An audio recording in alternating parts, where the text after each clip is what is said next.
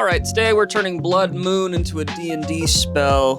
This is from Magic the Gathering. It turns non-basic lands into mountains. That doesn't mean much for us in D&D because it doesn't mean much in D&D. If we break it down, however, a mountain is just red mana, and red mana is like symbolically fire. So basically this says all mana is fire. All mana is fire mana, which means all spell damage should be fire damage. I think that makes sense. So this is Blood Moon. It's a 3rd level evocation. You can cast it as a ritual or as one action. The range is touch. This was an accident, but it kind of makes sense. Otherwise it'd be like self, I guess. So the sky turns a deep red and all light sources take on a red hue.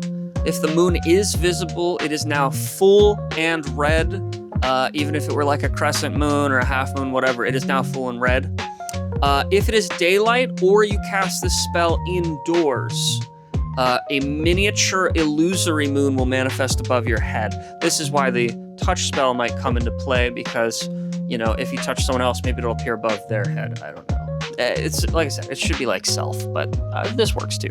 Any damaging spell cast by creatures that can see the blood moon or stand under the blood moon now deal fire damage instead of its original damage type. That's it. You now deal fire damage instead of, you know, force or lightning or you know, whatever. Eldritch Blast is now just Firebolt. No, but this could be useful against like stuff with fire vulnerability, you know, like blights or just any plants, I guess, if you're going against like treants or dryads for some reason. I think it's actually pretty fun that it affects the actual moon if it's cast outside, because that means that there might be some bad guys down the road that don't typically use fire magic.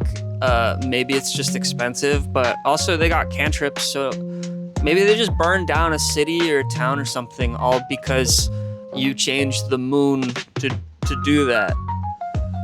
Like real world consequences to magic, you know. Just, you can't just change the moon. I just think the moon should be more utilized in general. I think it's a fun concept, and I think it's a fun way to really switch up gameplay. You know, maybe we utilize some other real world moons like the Harvest Moon. You know, maybe that like increases healing. I think there's just like a bunch of fun concepts to play with. Follow for more.